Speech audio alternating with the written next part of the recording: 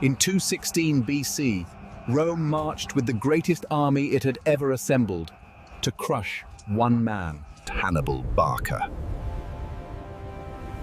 the general who swore to be Rome's eternal enemy. At Cannae, Hannibal shaped the battlefield into a perfect trap. A double envelopment, executed with flawless precision. 80,000 Romans swallowed in a storm of steel and dust. At Cannae, Hannibal did not just win a battle. He changed the art of war forever. For centuries, Rome and Carthage looked across the Mediterranean with the quiet hatred of two powers destined to clash. Their rivalry grew step by step, until the tension hardened into something neither side could escape. When their interests finally collided beyond repair, the world witnessed a series of struggles later remembered as the Punic Wars. In those days, the second of these wars carried another name, Hannibal's War, after the Carthaginian commander who would rise to become Rome's most feared enemy. The first war had ended in a bitter triumph for Rome. Carthage lost Sicily and was forced to pay compensation so heavy that it crushed the city's economy. Hunger and desperation followed, feeding the anger of unpaid mercenaries who soon revolted. What started as a mutiny turned into a brutal conflict that nearly tore Carthage apart. While Carthage fought for its life, Rome took advantage of its weakness, seizing Corsica and Sardinia. These islands had once been Punic strongholds, but Rome swept them away with little resistance. Yet Carthage did not remain broken for long. Its merchants turned again to sea routes they knew better than anyone. Its generals pushed into new lands in North Africa and the Iberian Peninsula. Fresh silver from the mines of Spain, paired with profits from Punic trade, allowed the city to rebuild faster than Rome expected. The Punic world still breathed, still planned, and still hungered for influence. It was in this rising tide that in 221 BC, Hannibal Barca became the commander-in-chief of the Carthaginian forces in Spain. As a boy, he had placed his hand on a sacrificial altar and sworn to his father that he would forever oppose Rome. That oath lived in him like a second heartbeat. Now, as a young general, he led his armies through the hills and plains of Iberia, expanding Punic control town by town. Rome watched, uneasy. Though the two powers had agreed that the river Ebro marked the boundary between their spheres. Hannibal kept to the southern side, but the Romans felt his shadow spreading. They feared that one day those armies would turn north, toward Italy.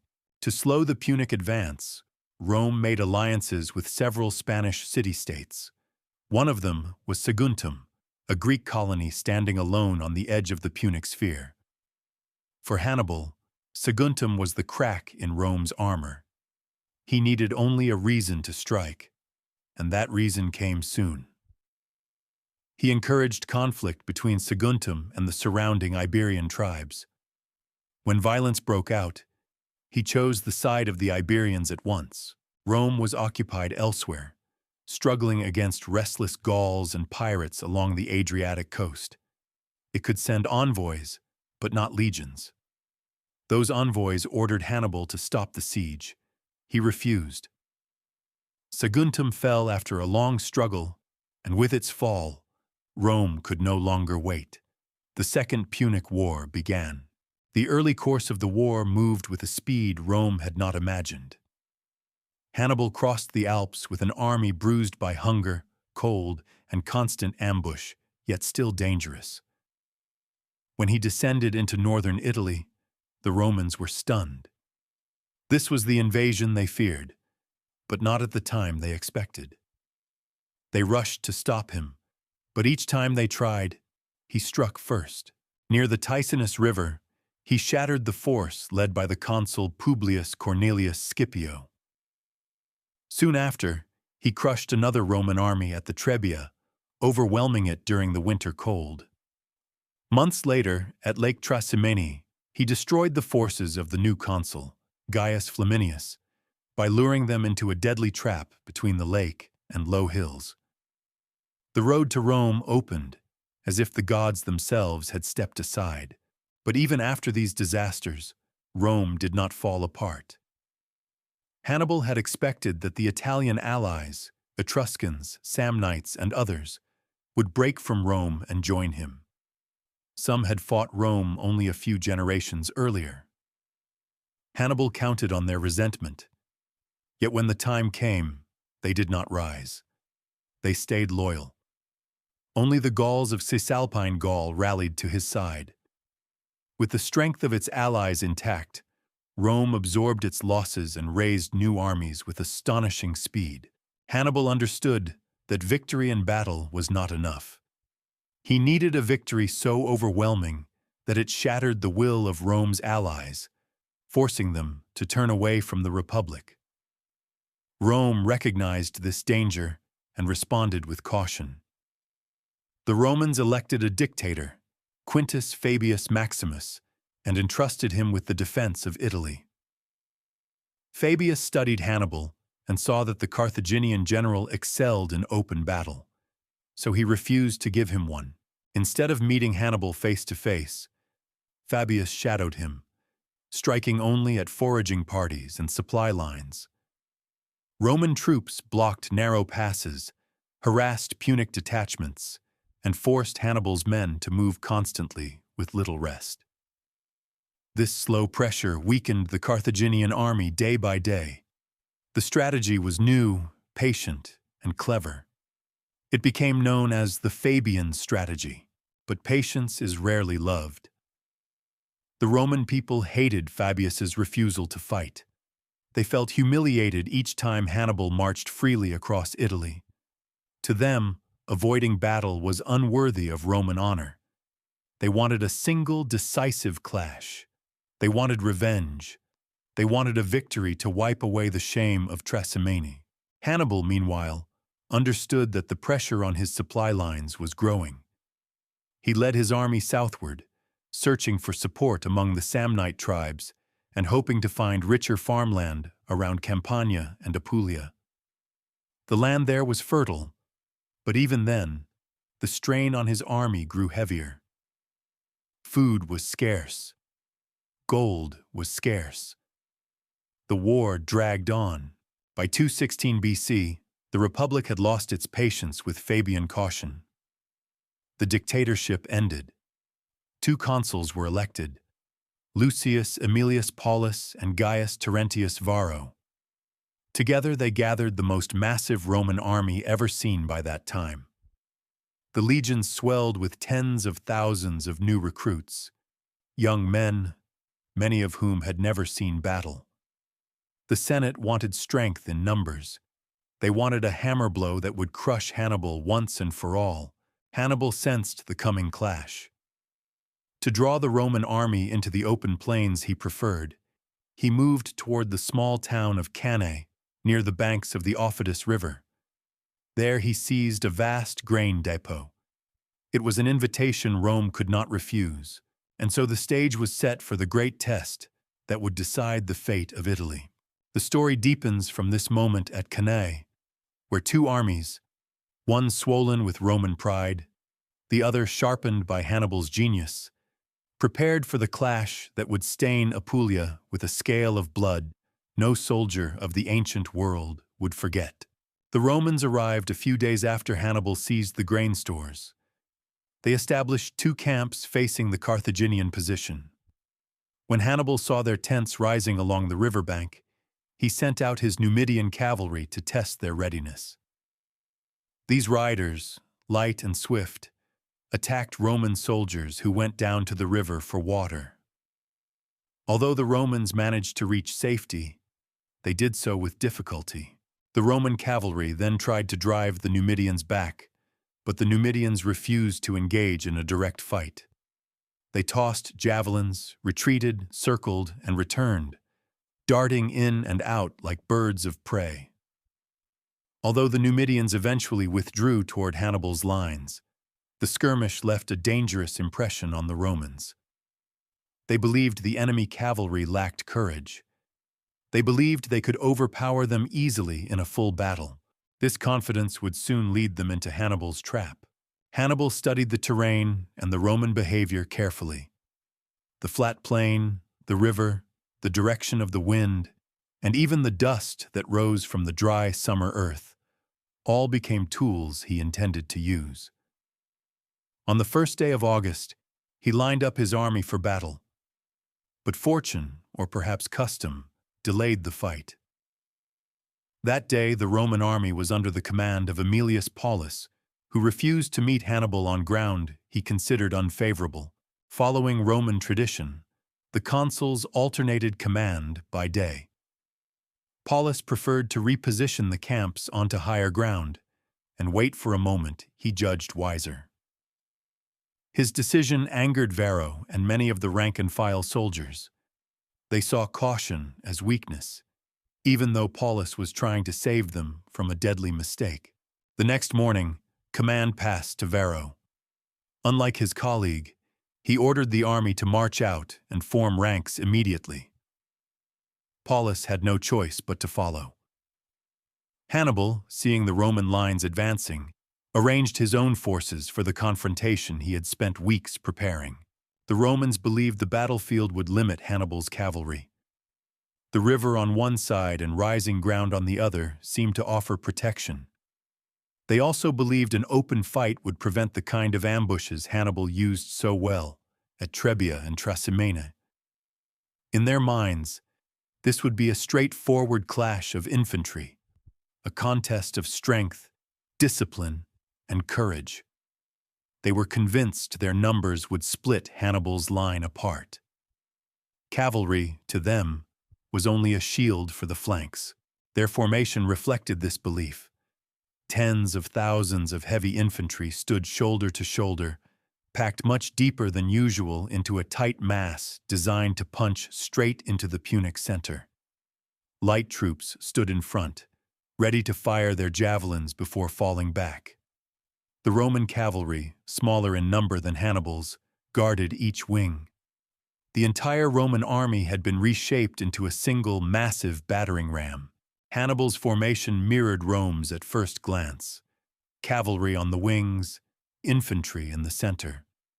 But the details carried the marks of his brilliance. On the left wing, near the river, he placed his heavy cavalry, led by his brother Hasdrubal.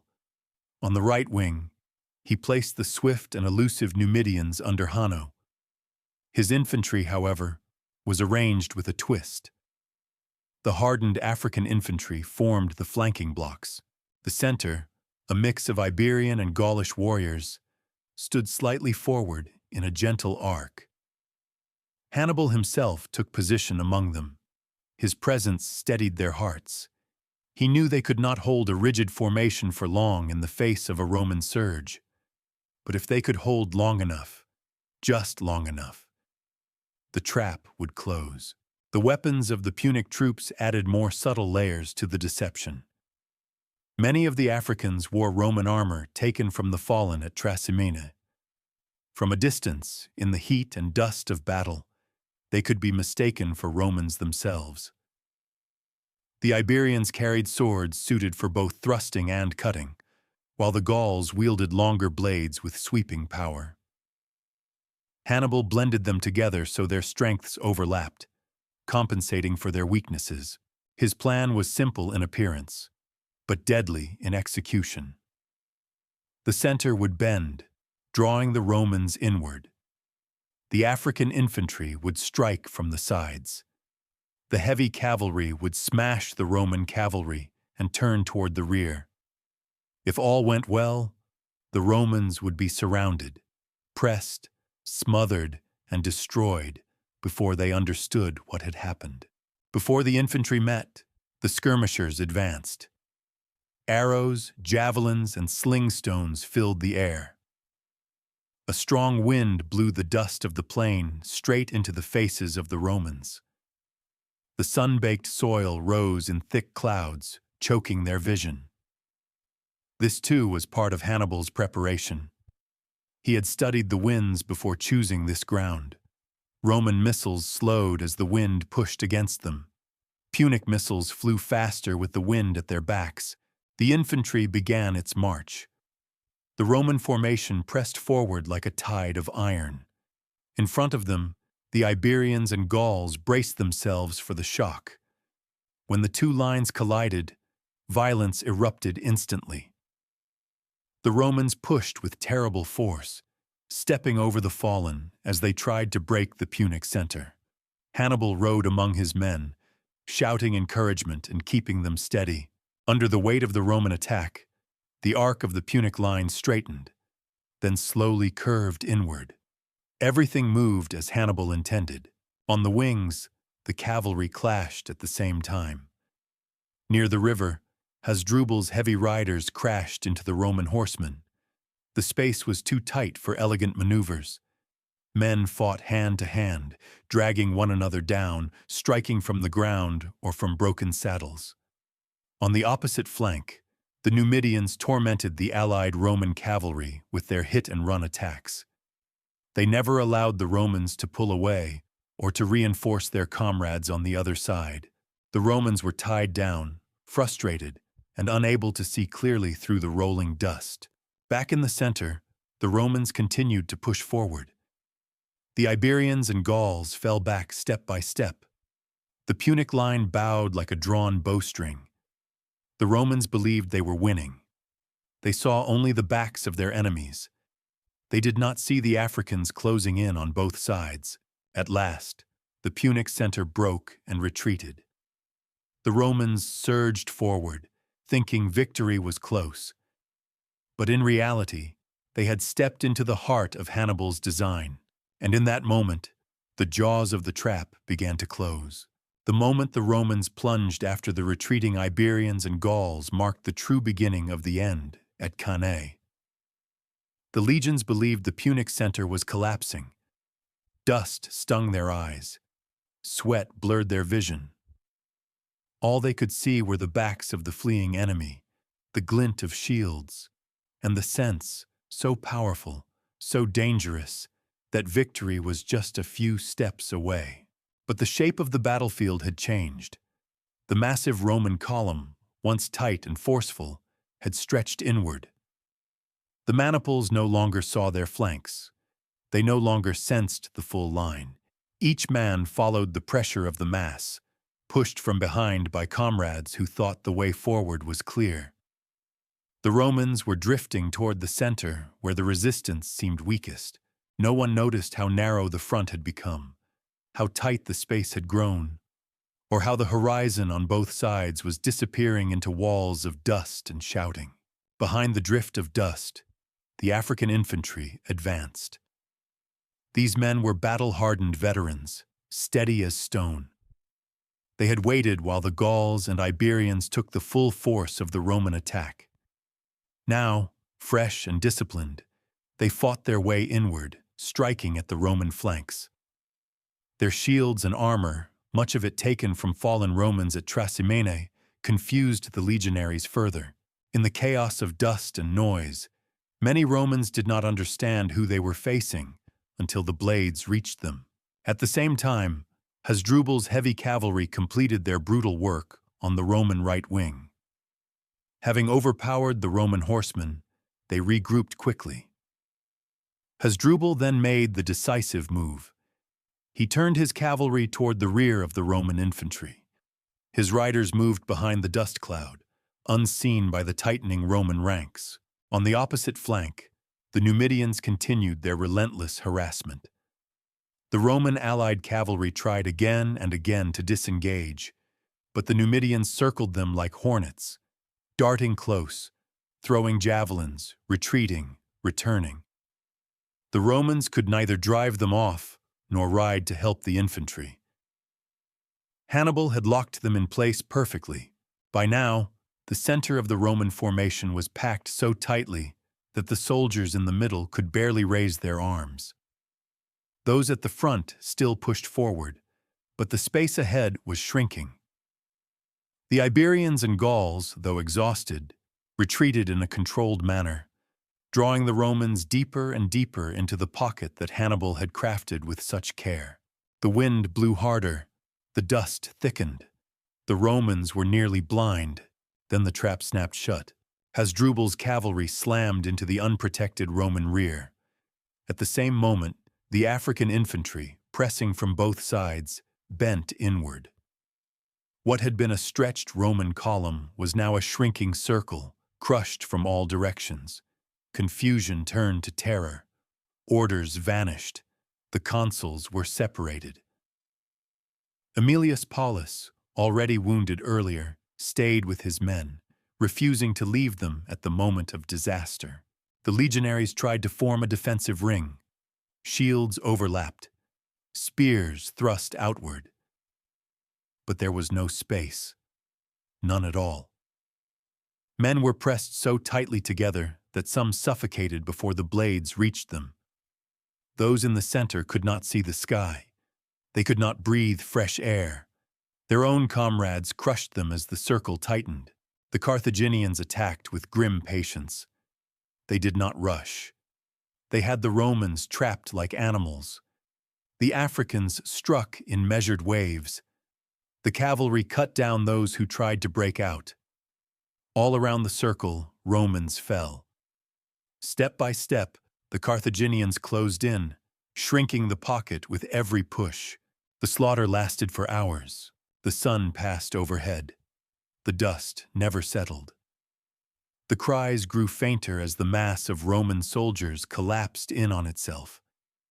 Some tried to break through toward the river.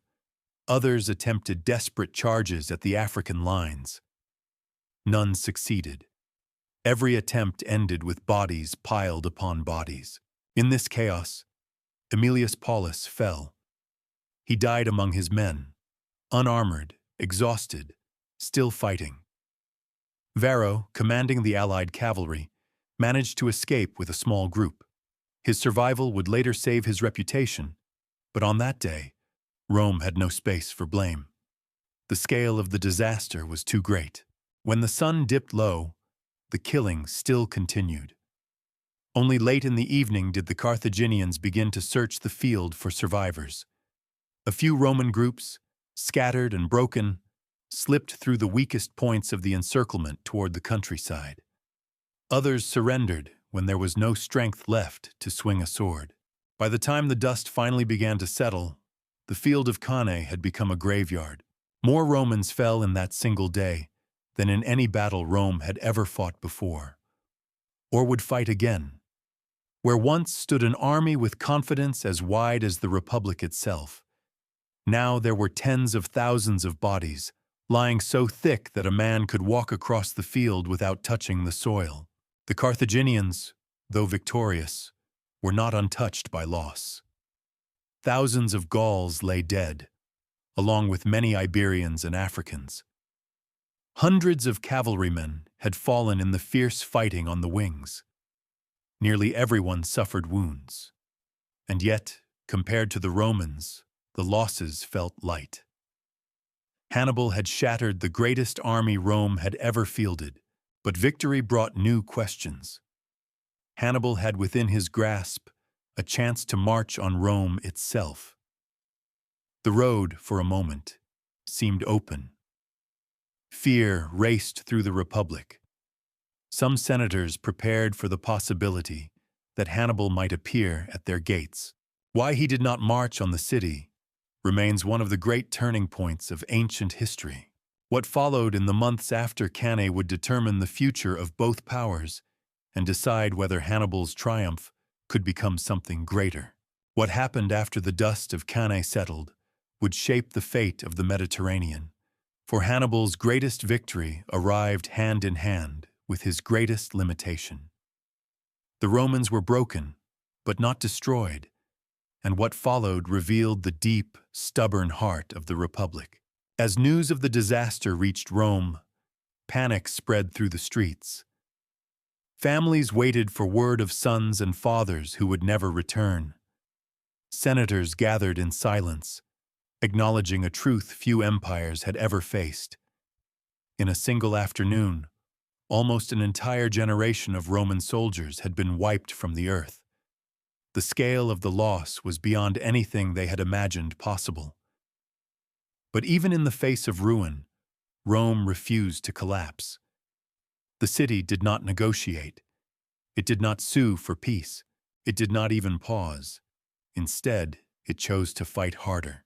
That resilience, more than anything Hannibal did on the battlefield, would shape the final outcome of the war. Hannibal, meanwhile, stood amid the wreckage of Rome's greatest army. He had cut down a force so vast that no city-state of the ancient world could have replaced it quickly. That is, no city-state except Rome. His commanders urged him to march on the capital at once. They believed fear would open the gates. They believed Rome, stripped of its armies, would surrender with a single blow. But Hannibal saw the situation differently. His army was exhausted. Many were wounded. Food was scarce. His cavalry, though victorious, needed rest and fodder after hours of fighting. And most importantly, he lacked siege equipment. Rome was not a soft-walled town that could be stormed in a night. It was a fortified city with stores of grain, walls layered with defenses, and a population ready to fight for their survival. To attack such a place without siege engines, without ladders, without supplies, would be gambling with the same lives he had fought so hard to preserve. Hannibal chose caution. Instead of marching on Rome, he turned his focus to Italy itself. He believed that with the Roman armies shattered, the allied cities would finally abandon the Republic and join him, something that had stubbornly refused to happen before Cannae. If Italy broke apart, Rome would lose the foundation of its strength, and for a moment, it seemed as if Hannibal had chosen correctly. Several important cities in southern Italy opened their gates to him. Among them was Capua, the second largest city on the peninsula. Its wealth and manpower gave Hannibal a new base, a new hope, a new chance to build a broader coalition. Other towns followed, encouraged by Rome's suffering. The war shifted. Instead of sweeping marches and pitched battles, it became a contest of diplomacy and endurance. Rome reacted with the same iron determination it had always shown. Even with the devastation of Cannae, the Senate refused to recruit mercenaries or hire foreign troops. Instead, they called on boys barely old enough to hold a shield. They equipped slaves, promising them freedom if they fought well. They pulled men from every corner of Italy, demanding loyalty with a resolve that bordered on desperation. And incredibly, the Allies responded. Most remained faithful. They sent troops, grain, weapons, anything Rome needed. It was this unity that Hannibal could never fully break. Meanwhile, the political struggle within the Republic sharpened. Varro, the surviving consul, returned to Rome expecting condemnation. Instead, the Senate praised him for simply not giving up. It was a stark message. Rome would not punish men for surviving. It would punish only those who surrendered. A new spirit took hold in the city, grim, disciplined, unyielding. At the same time, the Romans admitted a harsh truth. Their strategy of direct engagement had failed. So they returned to the cautious style of Fabius Maximus. Hannibal's army still wandered across Italy, but now every step was shadowed. Roman forces blocked mountain passes. They burned fields ahead of him. They prevented his foragers from gathering supplies. They waged a war of attrition, choking off every attempt Hannibal made to strengthen his position. Even so, the Carthaginian general continued to outwit them time and again. His mastery of movement kept his armies alive through difficult years, but the core problem remained unchanged. Rome could afford losses. Hannibal could not. The further the war dragged on, the more apparent this truth became. Years passed. Hannibal remained undefeated in Italy, winning countless smaller engagements. His name still carried terror. Mothers told their children that Hannibal was near to keep them quiet. Roman commanders still hesitated whenever his scouts appeared on the horizon. But despite all this, his strategic situation grew tighter. Rome adapted. It sent armies overseas. In Spain, young Roman commanders, among them Publius Cornelius Scipio, the son of the consul defeated at the Ticinus, fought to cut off Carthage's richest territories. Victory in Iberia would weaken Hannibal's ability to draw support from abroad. And as Rome advanced there, the supply of silver, food, and recruits flowing toward Hannibal thinned. Capua, once the symbol of Hannibal's hope, became a target of Roman determination. When the Romans finally besieged it, Hannibal attempted a bold march toward Rome itself, hoping to force the legions to abandon the siege. His move was daring, but Rome did not break. They remained fixed on Capua. When the city fell, it crushed Hannibal's last major Italian ally. Slowly, the net tightened. By this time, the war had raged for over a decade. Entire landscapes had been scorched. Cities changed hands. Families were scattered. And yet, no decisive moment arrived to match the fury of Cannae. Hannibal had delivered the perfect victory too early. Rome had learned from it. Rome had grown stronger because of it. With each passing season, the balance of power swung back toward the Republic. Far away in Spain, the young Scipio advanced with a confidence that reminded many of Hannibal himself. His victories opened the path toward North Africa, and with every Roman step forward, the pressure on Carthage increased. Soon, the war would shift again, this time away from Italy, toward the homeland of the Punic world. And Hannibal, who had once marched from Spain to Italy with an army that shook the earth, would be forced to return home and face the final reckoning of his life. The shift of the war from Italy to North Africa marked the beginning of the final act. For everything Rome and Carthage had suffered through the long years now converged toward a single, inevitable confrontation. And at the center of this new storm was the rising figure of Publius Cornelius Scipio, a young commander whose brilliance would soon echo the early genius of Hannibal himself. By the time Scipio achieved full command in Spain, the region had already become the beating heart of Carthaginian power. It was from Iberia that Carthage drew its silver, its soldiers, and the commanders who had accompanied Hannibal across the Alps. Scipio understood that if he could break Carthaginian control here, he could sever the lifeline that had kept Hannibal's army alive in Italy. Victory in Spain would not simply wound Carthage, it would choke the entire Punic War effort at its source. Scipio moved with speed and clarity. His first great strike came at New Carthage, the main Punic stronghold in Iberia.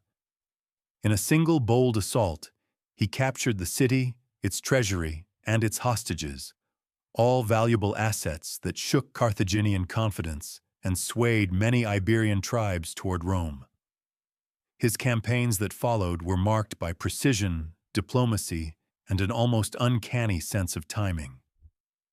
Bit by bit, the Punic command structure in Spain collapsed. The armies that had once fed Hannibal's ambitions were crushed or scattered. The supply of men and silver that had sustained him thinned to a trickle. And so, while Hannibal remained undefeated on Italian soil, his power abroad was disintegrating. Carthage found itself isolated, struggling to support its greatest general even as Rome tightened its grip on every front. When Scipio returned to Rome after his victories, he carried the momentum of a hero. The Senate, cautious as always, hesitated to grant him full authority to take the war to Africa. But the people, those who had watched their sons die in Italy, those who dreamed of an end to the endless Punic threat, demanded action. In the end, Scipio sailed to Africa with a Roman army strengthened by volunteers, allies, and veterans eager to avenge years of suffering. His arrival changed everything. Carthage, which had once believed the war would be decided in Italy, now felt the dread of invasion. Roman forces swept across North Africa, defeating Punic armies and driving Carthage into desperation. Cities submitted. Allies defected. The land that had once funded Hannibal's campaigns now trembled under Roman assault. Carthage sent frantic messengers to Spain, Sicily, even Greece, pleading for help. But help did not come. Only one man could save Carthage now: Hannibal, the general who had marched across the Alps, who had shattered Rome at Trebia, Trasimene, and Cannae, now stood in southern Italy with an army reduced by years of constant movement. Many of his finest soldiers had died. Others had aged. Supplies were scarce. Allies had fallen away. Yet Carthage called him home, and he answered without hesitation. It was the end of an era. For more than 15 years, Hannibal had lived in the hills and valleys of Italy. He had fought battles that would be studied for thousands of years.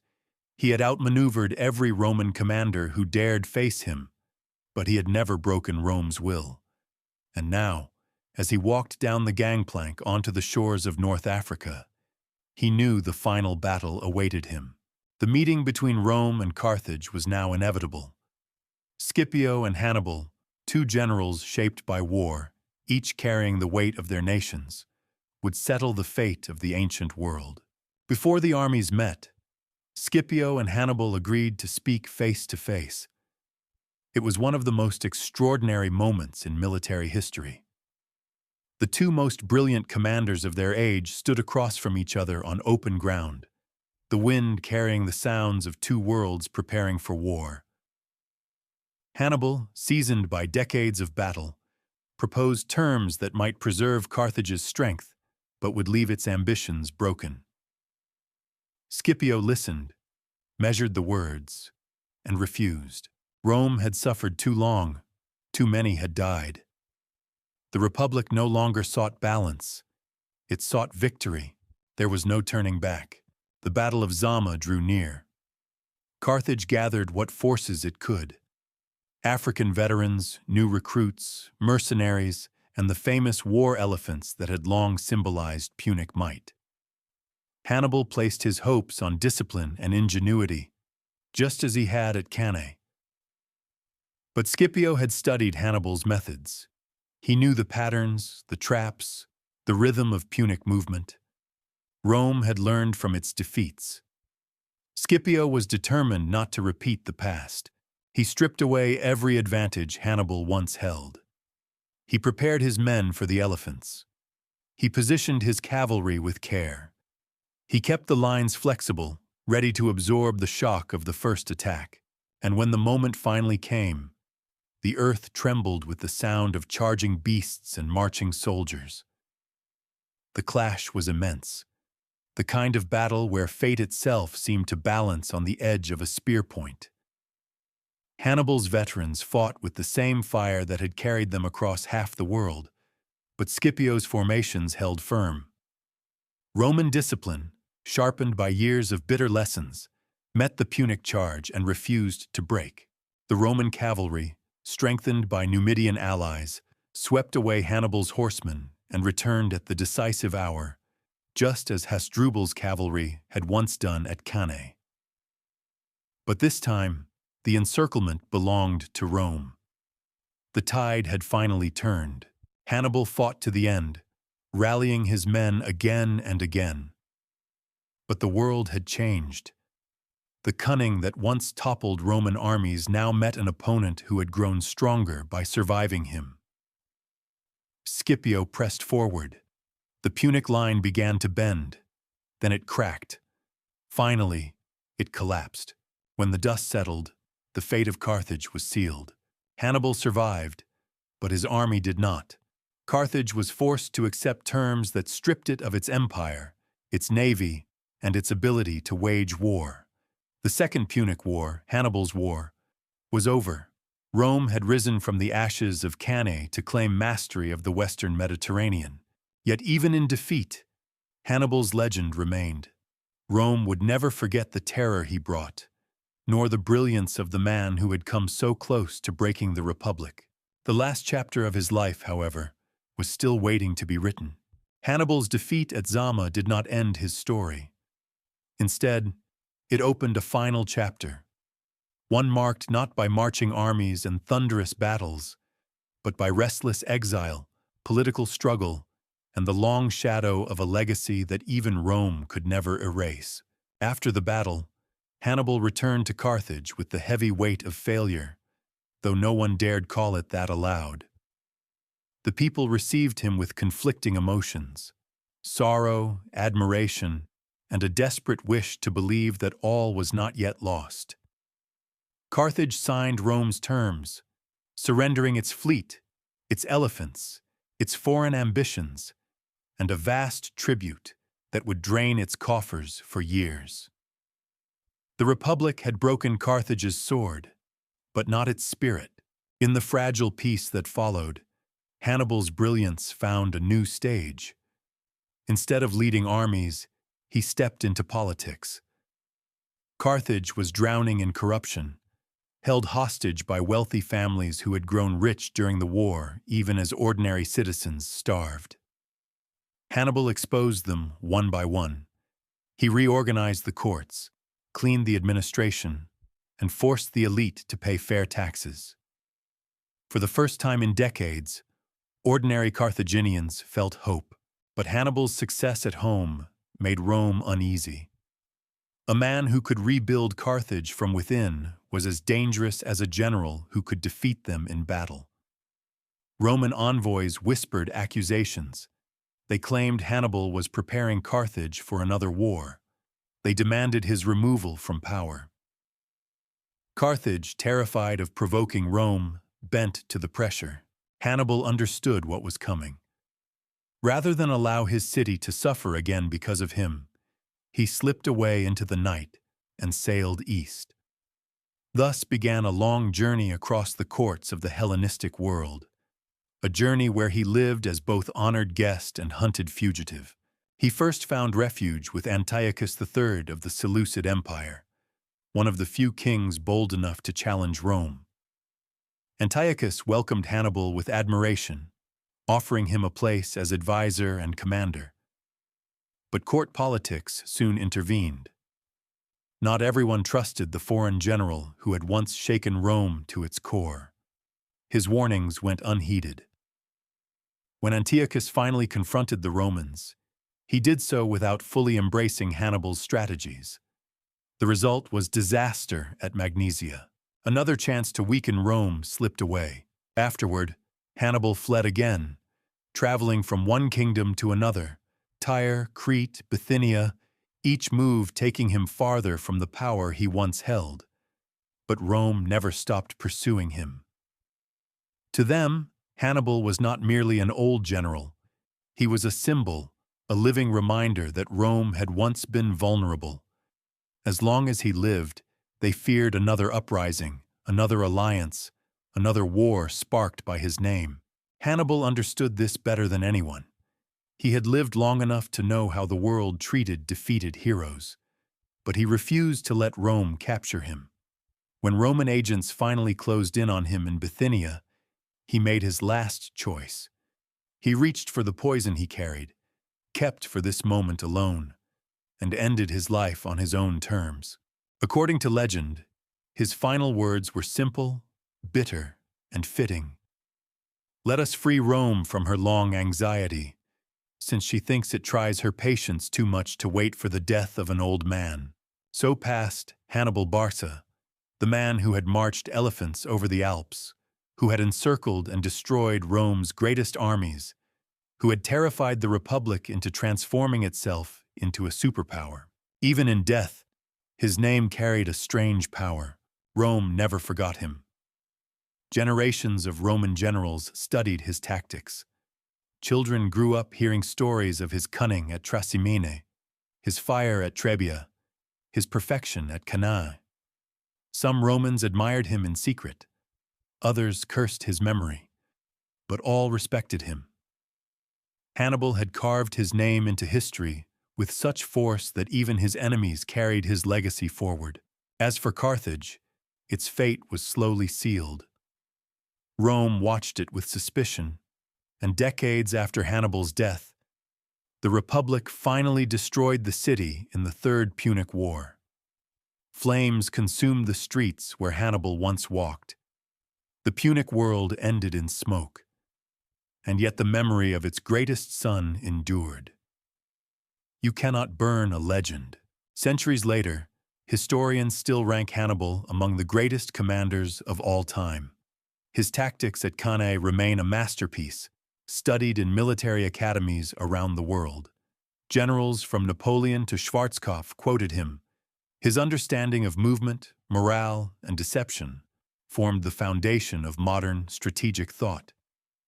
Even defeated, he changed the course of Roman and therefore world history. What makes Hannibal's story endure is not only the battles he won, but the battles he fought after losing everything. The fight to rebuild his city, the fight to preserve his dignity in exile, the fight to remain defiant even when the world turned against him. There is a tragic nobility in these final years, a sense that greatness does not end with victory or defeat, but with perseverance. In the end, Hannibal Barca stood alone. But the echo of his footsteps, across the Alps, across Italy, across the courts of distant kings, never faded. Rome rose to empire because it survived him. Carthage is remembered because it produced him.